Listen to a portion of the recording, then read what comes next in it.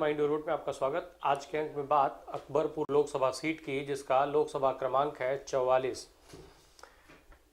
अकबरपुर कानपुर देहात क्षेत्र का मुख्यालय है। अकबरपुर का जो क्षेत्र है वो यमुना और गंगा और यमुना नदी के दोआब में बसा हुआ है। रामायण काल के समय से इसका इतिहास जुड़ा हुआ है। कहा जाता है कि जो उस समय अयोध्या के राजा दशरथ थे, उन्होंने श्रवण कुमार को गलती से जो तीर मारा था वो इसी क्षेत्र में मारा गया था। इसलिए यहाँ पर श्रवण जी का बहुत बड़ा मंदिर है और उसे पवित्र धाम की तरीके से देखा जाता है। अकबरपुर लोकसभा सीट का राजनीतिक इतिहास बहुत पुराना नहीं है। साल 2008 में जब परिसीमन हुआ तो उसके बाद ये सीट अपने अस्तित्व में आई और 2009 में यहाँ लोकसभा का पहला चुनाव लड़ा गया। इस लोकसभा में विधानसभा की 5 सीटें हैं, जो कानपुर देहात और कानपुर नगर को मिला करके सीटें बनी हुई हैं। इसमें अकबरपुर, रनिया, बिठूर, कल्याणपुर, महाराजपुर और घाटमपुर की ये 5 विधानसभा सीटें हैं। और 2017 का जो विधानसभा चुनाव हुआ था उसमें ये 5 सीटें भारतीय जनता पार्टी ने जीती थी। घाटमपुर से जो 2017 में विधायक बनी थी कमला रानी, उनका अगस्त 2020 में निधन हो गया था।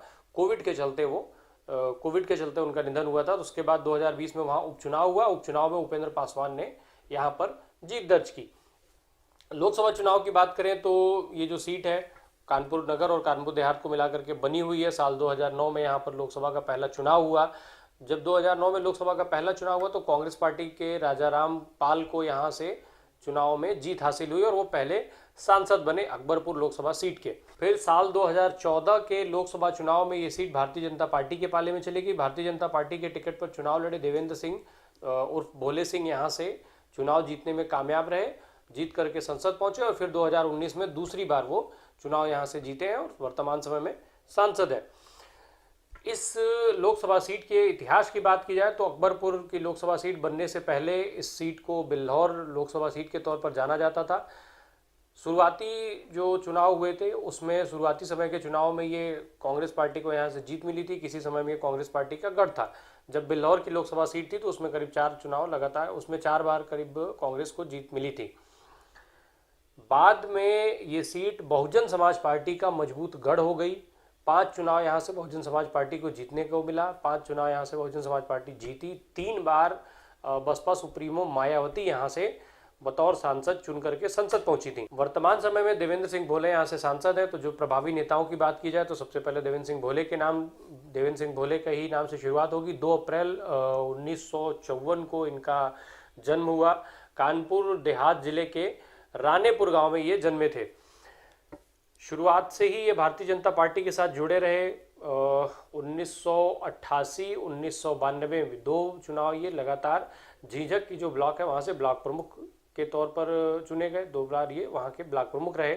इसके बाद फिर चूंकि भारतीय जनता पार्टी के सक्रिय कार्यकर्ता थे तो कानपुर देहात की डेरापुर जो विधानसभा सीट है वहाँ से इनको चुनाव लड़ने के लिए पार्टी ने अपना प्रत्याशी बनाया। साल 1991 में ये पहली बार विधानसभा के लिए डेरापुर से चुनाव जीते और विधायक हुए। फिर 1996 में भी चुनाव जीते। तो 1997 में जब सरकार बनी थी तो 1997 में ये उत्तर प्रदेश में मंत्री बने। इसके बाद 2002, 2007 और 2012 के 3 चुनाव ये लगातार हारे विधानसभा के। फिर इतनी 3 चुनाव विधानसभा का हारने के बाद भी भारतीय जनता पार्टी ने इनके ऊपर भरोसा जताया और साल 2014 में इनको अकबरपुर की लोकसभा सीट से अपना प्रत्याशी बनाया। मोदी के नाम की पूरे देश में जो लहर चली तो नरेंद्र मोदी के लहर पर सवार होकर के और देवेंद्र सिंह भोले लोकसभा का चुनाव जीतने में कामयाब हो गए, चुन करके यहाँ से सांसद हुए। फिर साल 2019 में भी भारतीय जनता पार्टी ने एक बार फिर इनके ऊपर भरोसा दिखाया और ये दोबारा वहाँ से सांसद चुने गए। अभी 2019 में चुनाव के बाद NHAI के एक अधिकारी को गाली देने के बाद इनका ऑडियो खूब वायरल हुआ था और ये खूब चर्चा में रहे थे। अगला नाम आता है राजा राम पाल का। राजा राम पाल 20 नवंबर 1960 को सिरोही में इनका जन्म हुआ था। LLB करने के बाद ये वकालत करने लगे। वकालत से फिर ये राजनीति में आए। साल 1996 में ये पहली बार बहुजन समाज पार्टी के साथ जुड़े। वहीं से इनके राजनीतिक करियर की शुरुआत हुई। फिर ये घाटमपुर की विधानसभा सीट से इनको बसपा ने अपना उम्मीदवार बनाया। ये चुनाव जीत करके विधायक हुए। इसके बाद साल 2004 में इनको बिल्हौर की जो लोकसभा सीट थी उससे बसपा ने अपना उम्मीदवार, लोकसभा का उम्मीदवार बनाया। ये वो चुनाव जीतने में कामयाब हो गए और चुनाव जीते भी धमक के साथ, अच्छे वोटों के अंतर से ये चुनाव जीतने में कामयाब रहे थे।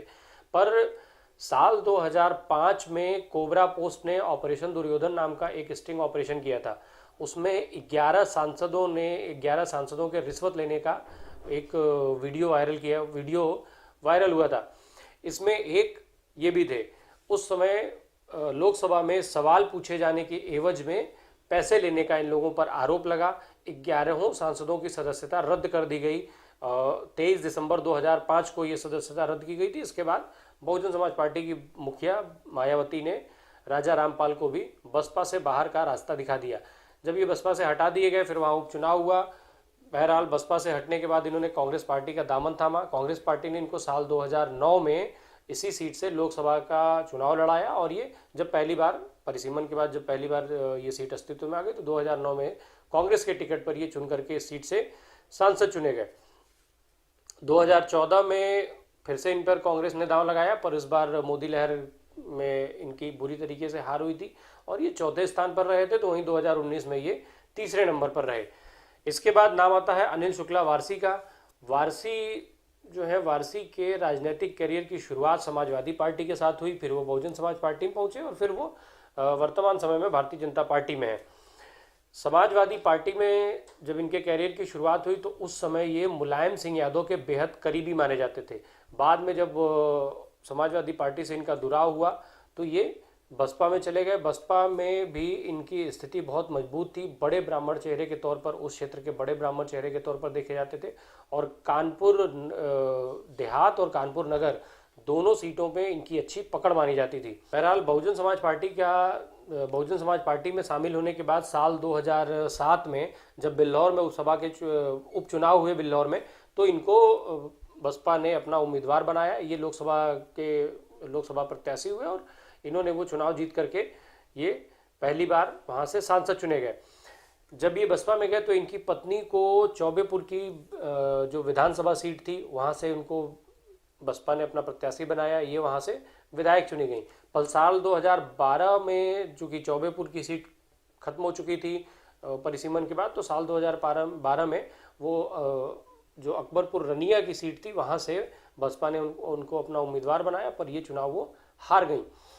साल 2017 का जो विधानसभा चुनाव था उस समय, हालांकि इस हार के बाद भी बहुत पहले ही 2017 के लिए इनकी पत्नी प्रतिभा शुक्ला और इनका अनिल शुक्ला वारसी का नाम दोनों चुनाव के लिए, 2017 के विधानसभा चुनाव के लिए प्रतिभा का नाम और 2019 के लोकसभा चुनाव के लिए बहुजन समाज पार्टी ने इन दोनों को अपना प्रत्याशी घोषित कर दिया था।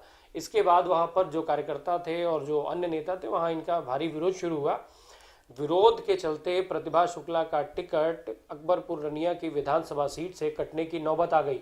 ये देख करके अनिल शुक्ला ने अपनी पत्नी सहित बसपा से नाता तोड़ा और भारतीय जनता पार्टी में आ गया। भारतीय जनता पार्टी में जब ये आए तो भाजपा ने इनकी पत्नी प्रतिभा शुक्ला को अकबरपुर रनिया से 2017 में अपना प्रत्याशी बनाया ये और वहाँ से कमल खिलाने में कामयाब रहीं।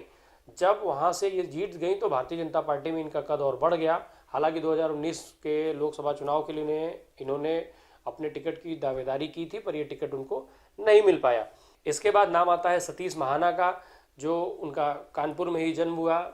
शुरुआती दौर से भाजपा से जुड़े रहे, भाजपा में और भाजपा के कद्दावर नेता माने जाते हैं। लगातार 7 बार ये विधानसभा का चुनाव जीते हैं, 7वीं बार विधायक है। वर्तमान समय में प्रदेश की योगी सरकार में मंत्री हैं और औद्योगिक विकास का मंत्रालय संभाल रहे हैं। 5 बार ये कानपुर कैंट की विधानसभा सीट से चुनाव जीते, फिर उसके बाद 2 बार ये महाराजपुर विधानसभा सीट से चुनाव लड़ रहे हैं और दोनों बार इन चुनाव जीतने में कामयाब रहते हैं।